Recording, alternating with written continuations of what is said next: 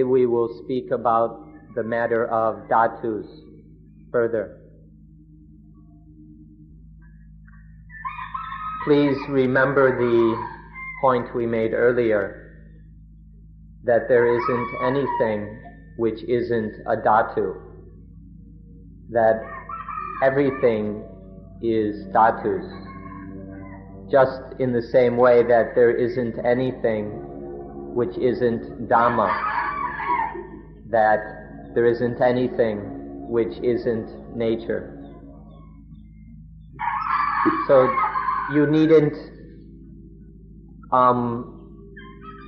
be uncertain or consider it humorous or funny that this word dhatus refers to everything. Even length and shortness, height and shortness, even these are dhatus. The dhatus of longness, and the dhatu of shortness, the dhatu of tallness, and the dhatu of shortness. And if we consider carefully, we'll recognize that even negativeness and positiveness are dhatus. Positive things have an attractiveness or a pullingness to them, and negative things, there's a repulsion or pushing away. Even this pushing and pulling are dhatus. So now let's consider especially those dhatus that are directly connected with our lives, that are connected with and make up these bodies, these personalities. There are certain dhatus that we need to study and get to know in particular, and these we'll be talking about now. In these bodies, in the physical side of our lives, the dhatus, there are four main dhatus: the earth element, the water element, the fire element, and the wind element. And on the non-physical, non-material side, there is one dhatu.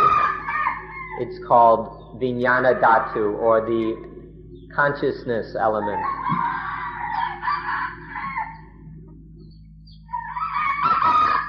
And then there is one more element which can't be classified as physical or as mental. This is the element, this is the akasa dhatu, or the element of space, the space element. So in summary, there are these 6 dhatus. The Buddha spoke of the human being composed of these 6 elements. So we'll consider the side of the rupa dhatus, the material elements, first. And you should notice that we're not specifying the material things themselves. We're not talking about matter itself. Instead, we're talking about certain properties or qualities of matter which lead us to speak of them in different ways or with different names. So we're not so much speaking of the matter itself, but properties that one can recognize in matter. So for example, the earth element, we don't mean, for example, the soil on the ground or the material earth, but we mean the property of taking up room, of taking up area or space, of having a solidity, a hardness which takes up area. Then when we speak of the water dhatu, we're focusing on the property or quality of pulling things together, holding things together as a unit. And so it's the essence of the water element is cohesion or cohesiveness, holding things together. This property can be seen easily that if you make a separation in water, it comes back together. If you have some water and kind of cut it with a knife, then the water comes back in to fill up the space. And then the fire element stresses combustion, the quality of burning up or consuming through combustion, which also focuses on temperature. And if it has sufficient heat, it can not only burn up itself or consume itself, it can burn up other things as well. Then the wind element has the property of movement, such as you can see in a gas. So you can see that we're not stressing the material things themselves, whether earth, water, or whatever, but we're stressing the properties symbolized or exemplified by those material things: earth, water, fire, and wind. For example, in a chunk of meat, if you cut into a chunk of meat, you'll notice all four of these elements.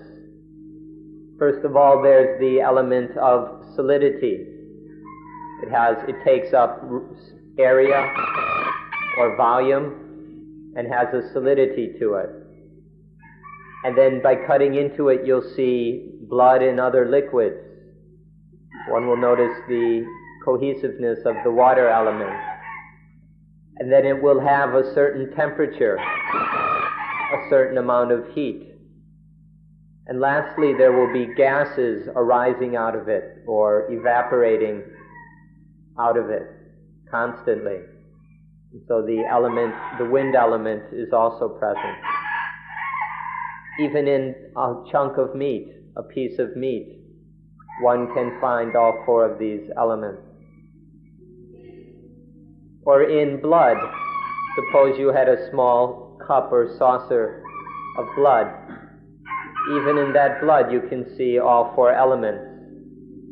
There's that in the blood which is thick and solid, which takes up space. And then there is its liquidity, its cohesiveness, which holds it together. And then it has a certain amount of heat or temperature. And then all the time there are things evaporating out of it, gases arising from it. So also in blood, say in a cup full of blood, one can find all four elements. So you can see that we don't take the material things themselves as the dhatus, but rather we take properties that can be found in material things as being the dhatus. Now, modern science may not do it this way. Modern science, which is pretty much physical material science, will focus on matter itself as the basic elements.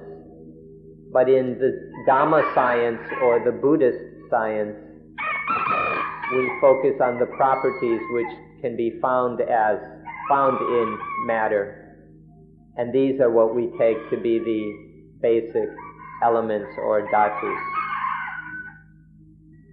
And so we can say that we will take the property or quality found in matter as being the element itself, as being the dhatu itself.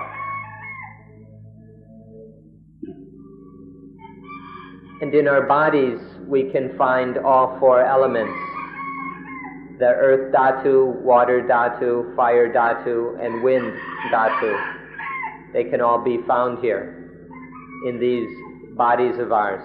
For example, in the bones and muscle and flesh, we can see the earth element most clearly. And in the blood, saliva, and things like that, we see the water element very clearly. And then the body has its temperature, its heat, which is the fire element. And then in the various gases within the body and all the things which move, all the movements of the body, we find the wind element. One should examine the body until one is familiar with these four dhatus as they manifest in our bodies. So that in these living bodies of ours, or in any living thing, whether animals, trees, what have you, we can see certain qualities, certain properties in them. There are certain characteristics which can be observed, and without great difficulty. There are certain obvious characteristics, and these are what have been called dhatus, the earth dhatu, and so on. They can be readily observed in these living bodies of ours and in other living things. And all together, these four together collectively are called rupa dhatu, because there's a certain quality to them that we can consider to be the form or matter element. And so in living things we can see various characteristics. For example, whiteness or darkness, or tallness and shortness. There are various characteristics that can be observed, such as different postures and movements, say walking, standing, sitting, and lying down. All of these characteristics that can be observed based upon the four basic elements, they're not directly called dhatus, but collectively they're all included within the term rupa dhatu, because these characteristics, such as tallness and shortness, are based upon the four fundamental elements, as well as the nervous system, the nerves and the nervous system, which are also things that can be observed as they function. These are all included within the term rupa dhatu, or form element. And even the conditions of femininity and masculinity, these characteristics can also be observed based upon the fundamental elements, and so they are included within rupa dhatu.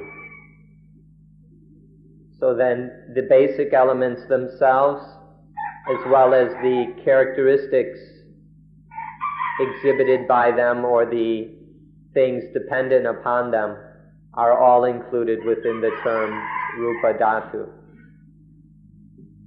And so the main principle is that the four fundamental elements of earth, water, fire, and wind, as long as any characteristics or qualities which can be observed in or based upon these four fundamental elements, are what is meant by rupa dhatu.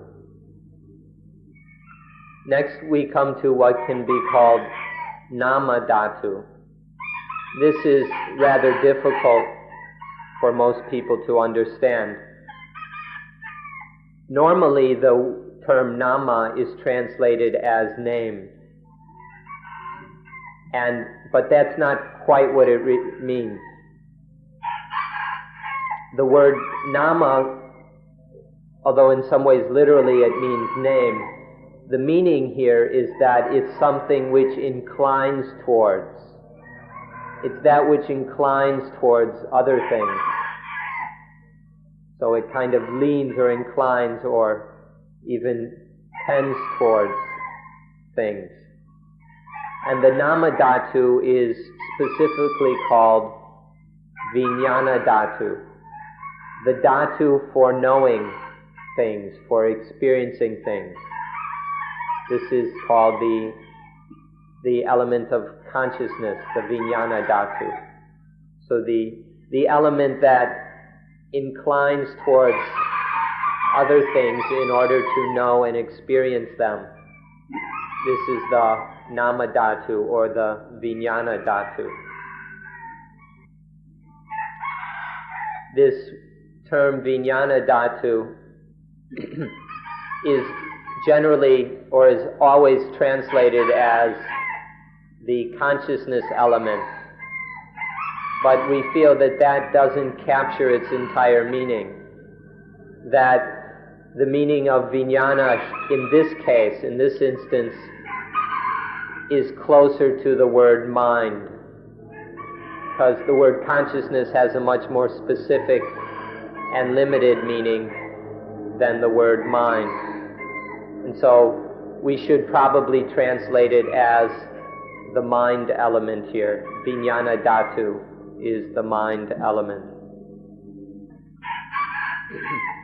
So there are the four fundamental elements, the four primary elements, and the characteristics and properties associated with them.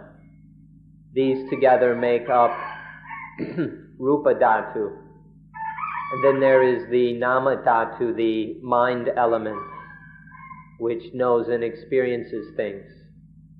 Together, rupa dhatu and this nama dhatu are the mind-body, the body-mind. And then there is one more element. It's the element necessary for the rupa and nama dhatus to establish themselves. It's kind of funny that we would call something like this a dhatu because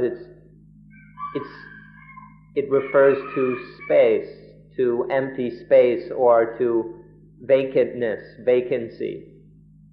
That which has nothing there. Not nothingness, but an emptiness or a vacancy, space. This is called the akasa dhatu, the space element, it's usually translated, or the element of vacancy. And this is necessary to create room for the other dhatus to establish themselves, to appear and manifest. All other things, all dhatus, can only appear and establish themselves because of akasa dhatu, the space element.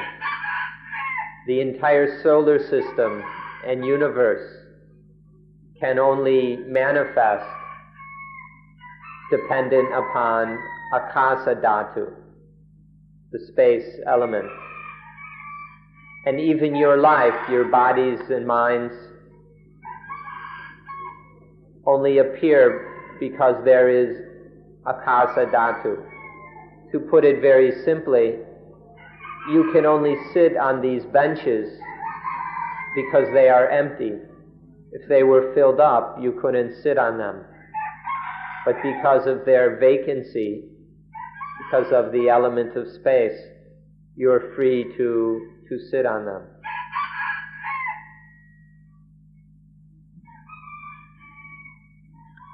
So altogether there are 6 dhatus. The 4 physical ones, the mind element, and the element of space, which is neither physical nor mental. Together these 6 elements make up what we call life. This living body, this human being, is composed of these 6 elements. You ought to get to know them well. One ought to know and understand these dhatus the way that one knows and is familiar with all the things that surround one in one's home. For example, in your kitchen, you've got your refrigerator, your stove. There's the furniture in the living room. There's the bathroom, the bedroom. We all are very familiar with all the things in our homes and know them very well. But the things that are really closest to us, we hardly know at all. The things around us and outside of us, we know intimately. But that which is closest to us, these 6 elements that make up our lives, we hardly know at all. So we ought to familiarize ourselves with these 6 elements that make up our lives until we know them as well as, or even better than, we know the rooms in our home and the furnishings, the appliances, and all the other things that surround us, with which we are very familiar. If we speak about knowing ourselves, about knowing thyself, we mean simply knowing the elements of the body and the mind element, and then the space element. Knowing these elements is what it means to know oneself. Now, we haven't yet talked about the asankata dhatu. Everything we've been talking about are the sankata dhatus, the concocted elements, the elements of body, mind, and space are the concocted elements.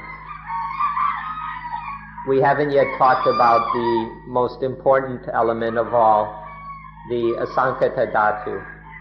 We discussed them yesterday, but we haven't gone into them yet today. But to begin with, the elements, the things that are most important for us to know and experience are the basic 6 elements of the body, mind, and space. And so now we come to a very important stage in our study and understanding. This is where the stage where the 6 dhatus combine.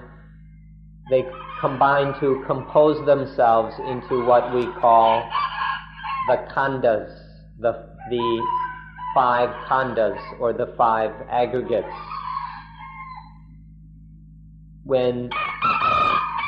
And so this is something that we must investigate further.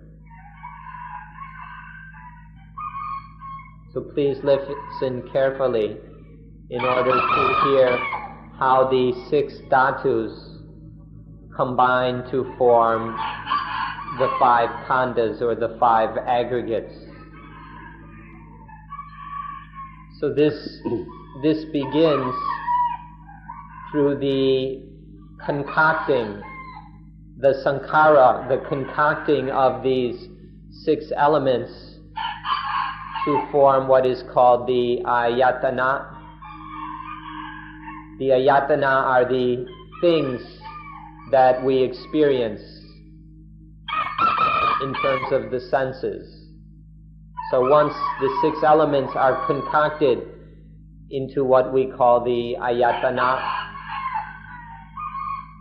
this word ayatana is very difficult to translate.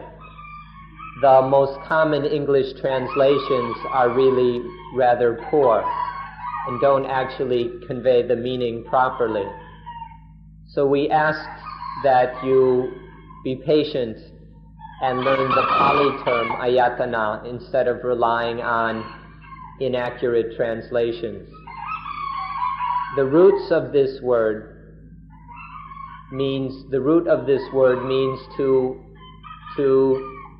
connect, to relate, to communicate, or to contact. So to make contact with something is, communicate with something is the essential meaning of ayatana. But it's not quite so simple, because when we speak of connecting or communicating, we mean both the things that communicate as well as the things that are communicated with, as well as the process, the activity of communicating or contacting. So there's the communicators, the communications, and the communicating, or the contactors, contacts, and contacting. These are all included in the term ayatana. If you reflect on this, you'll come to understand it, and you'll see that this is a more useful way of explaining ayatana than the rather clumsy translations that are commonly used. And so don't be surprised if we say that God is just an ayatana, because in a certain special way we can communicate with God. And traditionally, the Buddha spoke of nibbana as being an ayatana, meaning something that we can communicate with, something that we can experience, make contact with. From even specks of dust are ayatana. We can make contact with them, we can communicate with them. So everything from the specks of dust to the highest thing, whether we call it God or nibbana, all of these are ayatana, things through which and with which we communicate. So you can see that there are the things through which we communicate, the communicators, and there are the things that are communicated with, the communications. And then there is the activity or condition of communicating. So therefore we speak of the inner ayatana, the internal ayatana, through which we communicate with things. And then there are the external, the outer ayatana, which are the things communicated with. And then there is lastly, ayatana means this process or this activity of communicating, the sense activity of communicating between the inner ayatana and the outer ayatana. So inside we have 6 ayatana with which to communicate with the world around us. There is the eye ayatana, the ear ayatana, the nose ayatana, the tongue ayatana, the body, the skin and body ayatana, and the mind ayatana. There are these 6 communicators, or ayatana, with which to make contact with the things out there. And then there are the outer ayatana, the ayatana out there with which we communicate. There are the forms that we communicate with through the eyes. There are the sounds communicated with through the ears. There is the ayatana of odors, through which we communicate with the nose. There are the ayatana of flavors, through which we communicate with the tongue. There's the ayatana of sensations, of the physical sensations with which we communicate through the skin and body. And then there are the what are called tamaramana, the kind of mental objects or mental things that are communicated with through the mind ayatana. The mind as an ayatana communicates with kind of mental experiences or objects which are called dhammaramana in the Pali language. So there are these 6 external ayatana: the sight, the forms, sounds, odors, flavors, touches or physical sensations, and then the mental dhammaramanas or mental objects, experiences. Now, another way of speaking about this communicating is to use a term from paticca samuppada, or dependent origination. This is the word depending upon. When we say that these ayatana are communicating, another way of speaking of this is they depend upon each other. For example, the eye depends on the form, and the form equally depends on the eye. This in Pali is called paticca, to depend upon, or codependence. In one day, this activity of communicating between inner and outer ayatana, this codependence between them, happens so many times we can't even count them. How many thousands, tens of thousands, hundreds of thousands of times there is this communicating of eyes with forms, of ears with sounds, and so on. It happens so much in each day of our lives that we can't even count them. Our lives are full up with this communicating activity of the ayatana. Now, when we ask where these ayatana come from, we can only say that they come from the dhatus. The eyes, ears, nose, tongue, and body are made up of the 4 physical dhatus. And then the mind ayatana comes from the mind element. And then the external forms, sounds, flavor, odors, flavors, etc. come from the material elements. And then the mental objects, the mind element. And then for them to communicate with each other, this can only happen through the space element. For example, for the eye to communicate with a form can only happen because of the space element. So the 6 pairs of ayatana can happen only through the 6 elements. The 6 elements combine to make the ayatana. The only difference is that each ayatana forms, although it's composed of the same elements, it performs a somewhat specific function different from the others. The eye ayatana is there to receive light waves. It's sensitive to light waves. The ear ayatana is sensitive to sound waves. The nose ayatana is sensitive to the strength or quantity of volatile gases that enter the nose. The tongue ayatana is sensitive to the various oils and things and minerals on the tongue. The body ayatana is sensitive to physical touches and sensations. And the mind ayatana is sensitive to mental thoughts, feelings, experiences, and so on. This is our life.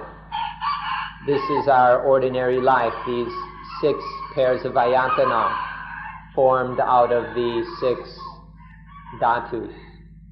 And then once the ayatana begin to function, once they perform their respective duties, they lead to the appearance or arising of the khandas. The 5 khandas occur due to the activity of the ayatana, through the codependence of the different ayatana, then the khandas occur. So there are 3 stages. There's the level or stage of the dhatus, and these combine to form the ayatana. And then through the activity of the ayatana, there are the khandas, or aggregates. There are these 3 levels.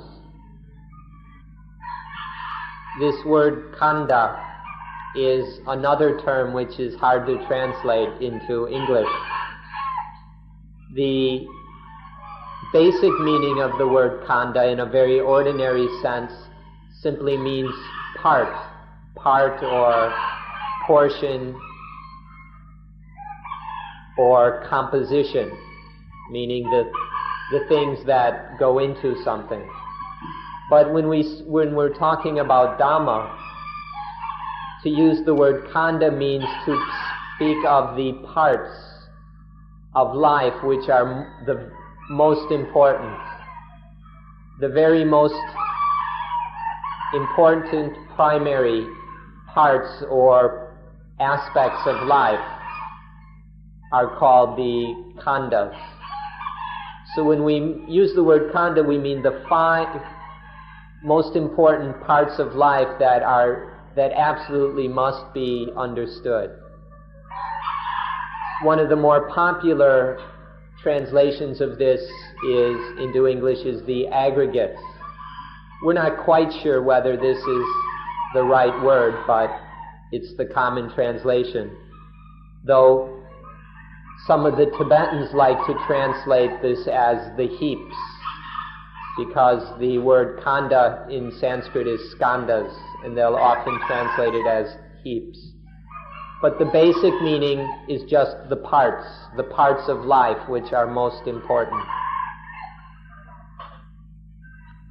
We can know the khandas when the ayatanas function. When the eye ayatana has the duty or function of making contact with forms. The ear ayatana has the function of making contact with sounds. So the inner ayatanas, the eyes, ears, nose, tongue, body, and mind, have the duties or functions of making contact with forms, sounds, odors, tastes, touches, and mental objects, respectively. So when the inner ayatana interacts with the outer ayatana, or depends upon, when there's this codependence between the inner ayatana and the outer ayatana, such as the eye and a form, or the ear and sounds, then we say that the ayatanas are born. The ayatana arise, they are born, they happen.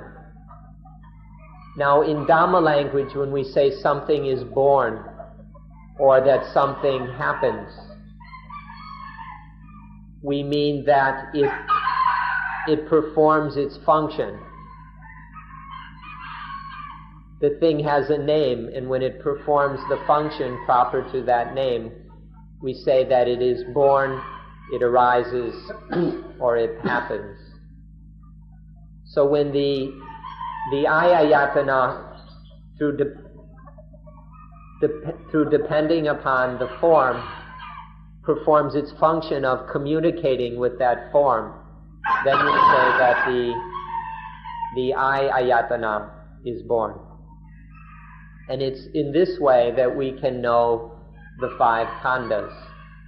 When the ayatanas perform their functions, when they are activated and perform their respective duties, then we say that the rupa khanda, the aggregate of form, which means the physical aggregate, the body, when the 6 ayatanas function, then we can say that the Rupa Kanda is born, that the Rupa Kanda happens. Now when the ayatanas are functioning, when they perform their respective duties, then there arises something new, something that we can call consciousness, or the Vijnana Kanda, the aggregate of consciousness. So for example, when the eye, and there are 6 kinds of Vijnana or consciousness. They go under 6 names. There is eye consciousness, ear consciousness, nose consciousness, tongue consciousness, body consciousness, and mind consciousness. These are the 6 forms of Vijnana. So when take for example, when the eye interacts with a form, there's this codependence. The eye ayatana is performing its function.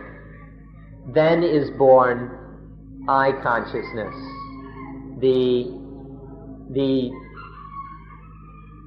Let's just leave it at that. Eye consciousness is born. And it happens in the same way with the other ayatana and the other kinds of consciousness.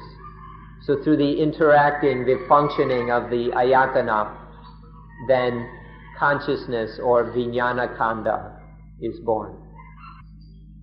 So now we've got 3 things. There's the inner ayatana, the outer ayatana, and consciousness or Vijnana. Now when these 3 things are functioning together, when these 3 work together, then there arises something new. This is called phassa, or contact.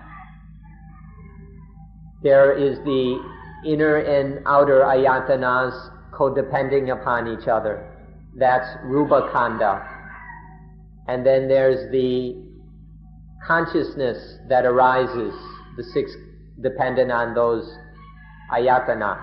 And this is called Vijnana Kanda. And so when the 3 work together, that is called phassa, or contact. For it to be contact, the 3 have to be working together.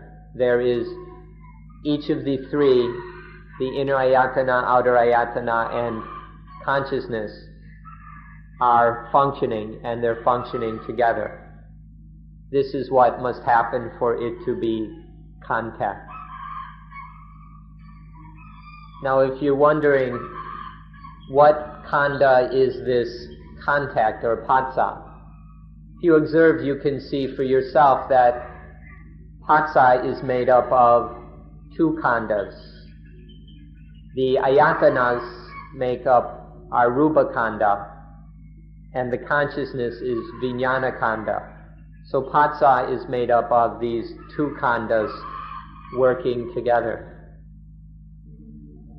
When phassa or contact arises, then there is a further reaction which is called vedana, or which is usually translated feeling. And this is itself a kanda. It's called vedana kanda, or the aggregate of feeling. When the vedana kanda arises, and then it feels either pleasure or displeasure or something kind of in between towards the contact. When this vedana is complete, then there arises the next kanda, that which is called sanya kanda. This is another word that's been translated in different ways. which has led to unnecessary complication and confusion. Some of the translations are half right and half wrong. But the main activity, the essential activity of Sanya Kanda is that of classifying. When something has been felt, so Sanya depends upon Vedana. When something has been felt is either pleasant, unpleasant, or neither pleasant nor unpleasant, then Sanya classifies it. What is it? What's it called? What properties does it have, such as tall, short, long, fat, thin, green, red, purple, whatever. This is the activity of Sanya, to classify what is felt. It's felt as agreeable, disagreeable, or neither, or uncertain whether it's disagreeable or not. And then it's classified according to what it is, what it's called, its properties. And this classification depends upon memory. But it's not the same as memory. In Thailand, Sanya Kanda is ordinarily translated as the Kanda of memory. And this translation is far too crude. The central activity of Sanya is not memory. It's the classification of something based on memory. The distinction is important. The most common English translation of Sanya is perception. And if perception means this classification according to what it is, what it's called, and what properties it has, classifying it in all ways, if that's what perception means, then perception's in a suitable translation. But the way perception is often used in, say, modern psychological literature, the meaning is much more ambiguous and covers a whole range of things. And so perception probably isn't a very accurate translation although it's the popular one. Recognition might be closer, but it's hard finding the right English term here. So just remember, it's that activity of classification, what it is, what it's called, what properties, qualities, characteristics it has. To make this very clear, in the moment of Sanya Kanda, that is where one has the clear feeling that this is positive or negative. When there's a clear sense of this, of experience, life, whatever, being positive or being negative, that is Sanya Kanda. One feels or regards it as being good, evil, right, wrong, male, female, up, down, in the moment of Sanya Kanda. Any kind of dualistic discrimination or classification regarding things dualistically, such as right, wrong, good, bad, male, female, this occurs in the moment of Sanya Kanda. Once there is Sanya Kanda, to recognize, classify, regard something as this or that, then there arises thought, ideas, opinions, thinking. This is called Sankhara Kanda. Once there is some kind of sanya, then the mind will think, it will have ideas, it will form opinions according to that sanya. If something is classified this way, then the thinking will go accordingly. If the classification is another way, the thinking will go that way, according to Sanya. This thinking, opinioning, idea making is called Sankhara Kanda.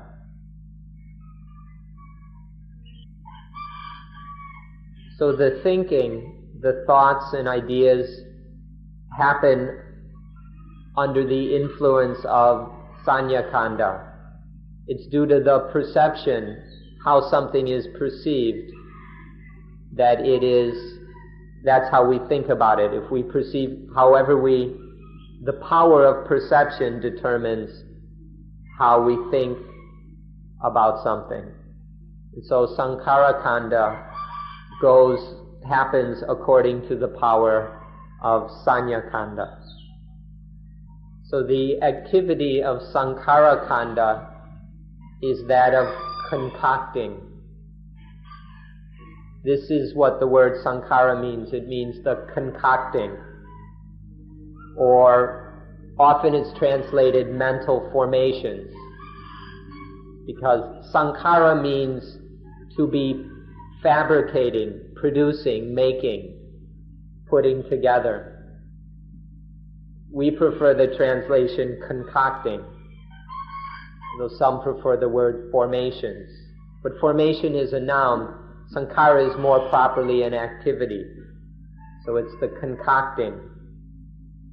Once they're under the power of Sanya Kanda, then the mind concocts. It thinks, it proliferates, leading on to actions, to intentions, commitments, all kinds of things. So once there is Sanya, these thoughts, intentions, commitments, actions, and all that goes on and on. And so Sankhara Kanda is the Kanda of the mind that is concocted, the Kanda of the concocting of the mind. So it's called Sankhara Kanda. Literally, kara means to make or to do, and san means together. So it's a kind of making or putting together, which is very close to the word concoct, though, which means to cook together. The Thai translation of sankhara is brung dang. Brung is like to cook, or to mix, when you mix food or cook it. And dang is to decorate, to make it look nice. So brung dang is kind of cooking and seasoning, or if you dang food, it means you season it with spices and things. So this kind of cooking, seasoning is brung dang. The closest English translation might be concocting. This activity of mind is Sankhara Kanda. So this word Sankhara here has very broad meaning. It means the one who concocts, the one who is doing the concocting, or the concoctor. And it also means the products, the results of the concocting, which are the concoctions. And then it also means the activity, process of concocting. And so the word sankhara here has a broad meaning, including the concoctor, the concoctions, and the activity of concocting. All of our problems come down to this concocting, to this sankhara. If there wasn't any concocting of the mind, there wouldn't be any problem.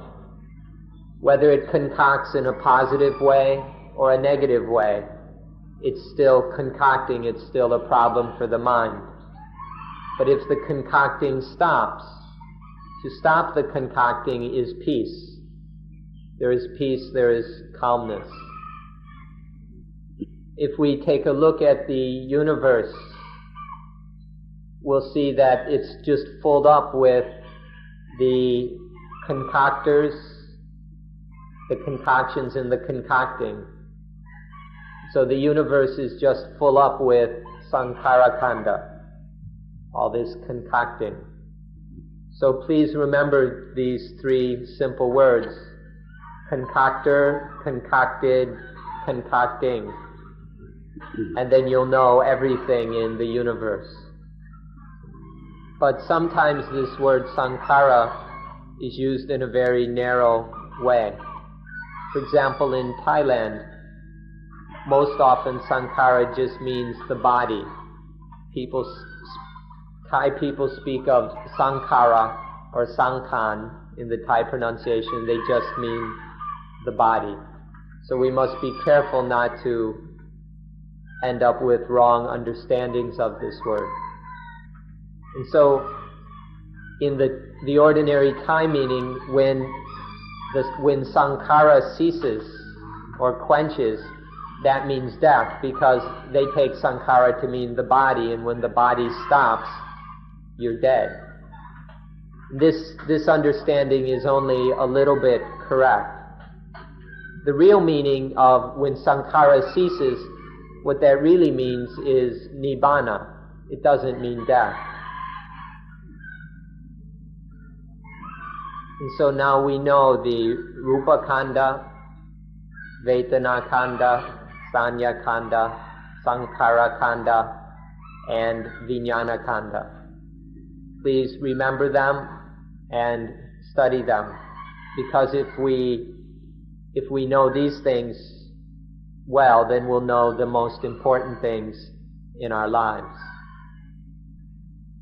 If we list these 5 khandas according to the way they occur naturally in the natural process of life, then we list them as first Rupa Kanda, and then second Vijnana Kanda, then Vedana Kanda, Sanya Kanda, and Sankhara Kanda.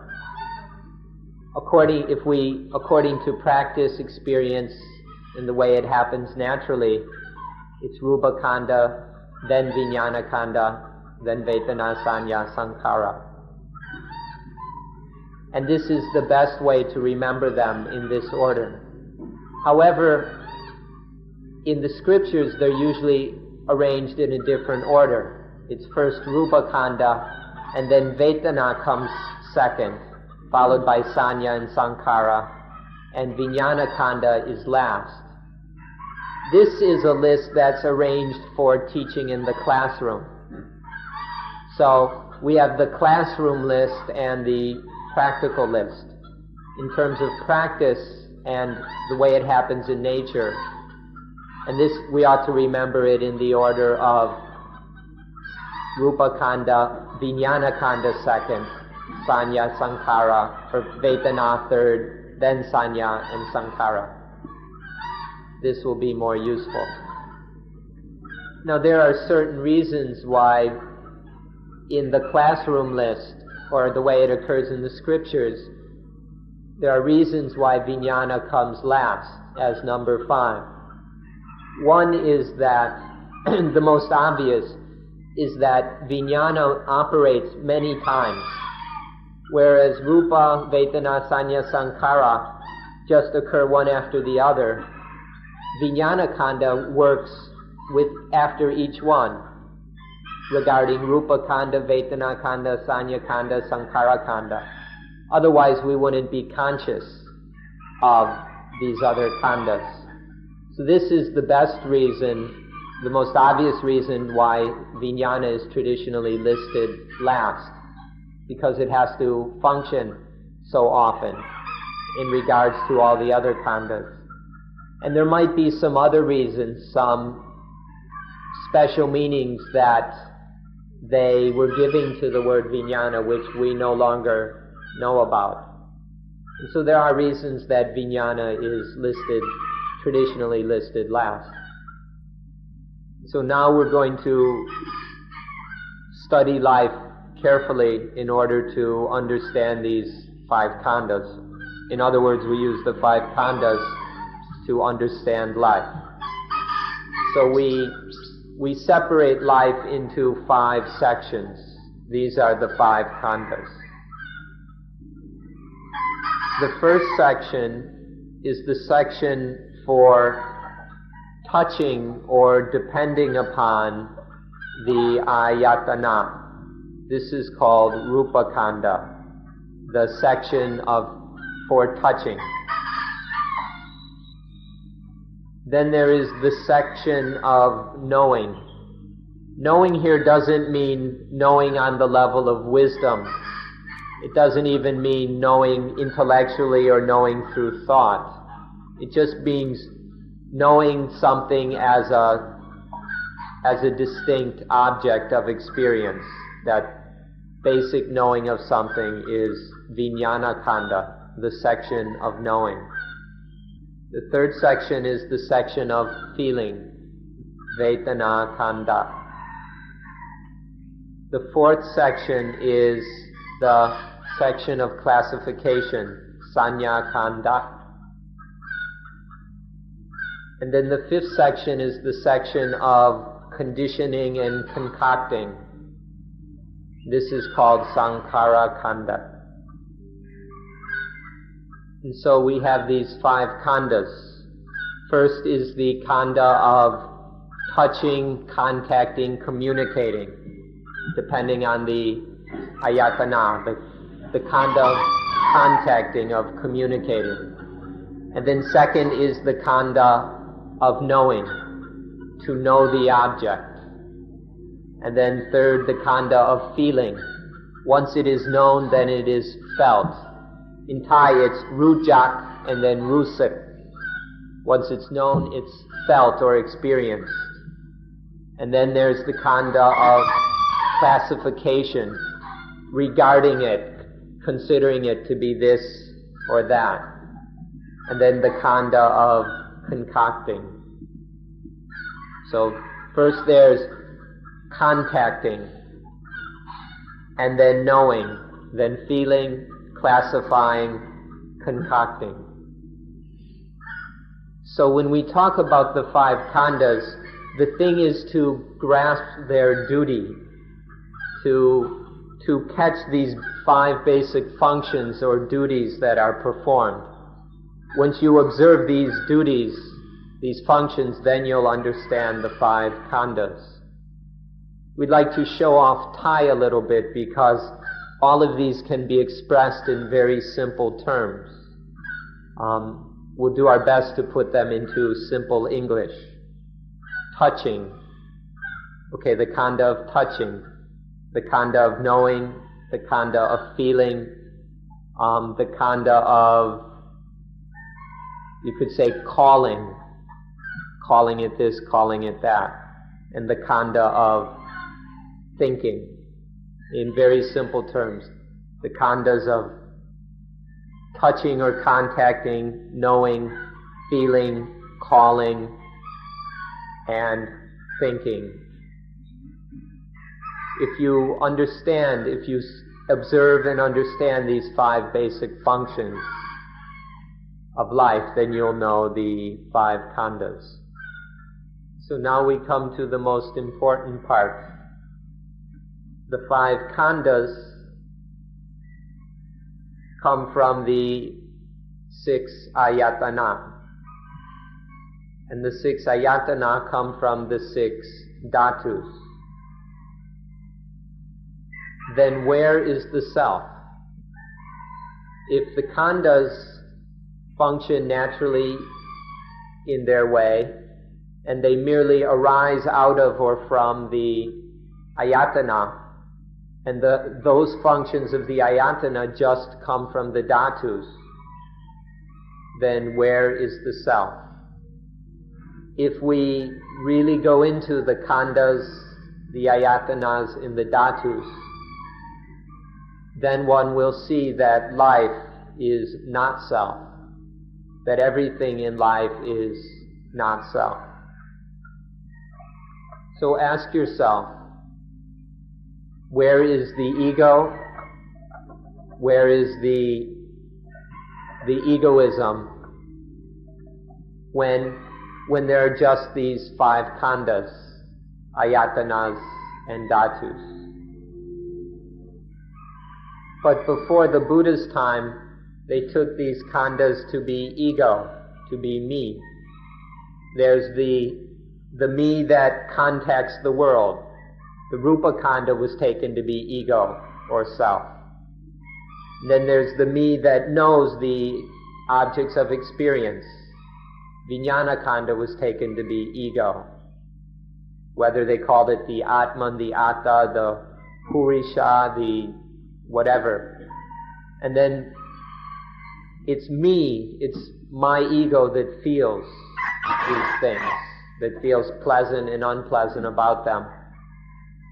Or it's me that classifies them, it's ego that classifies, and it's me that thinks. Before the Buddha's time, each of the khandas was taken as being me, as being ego.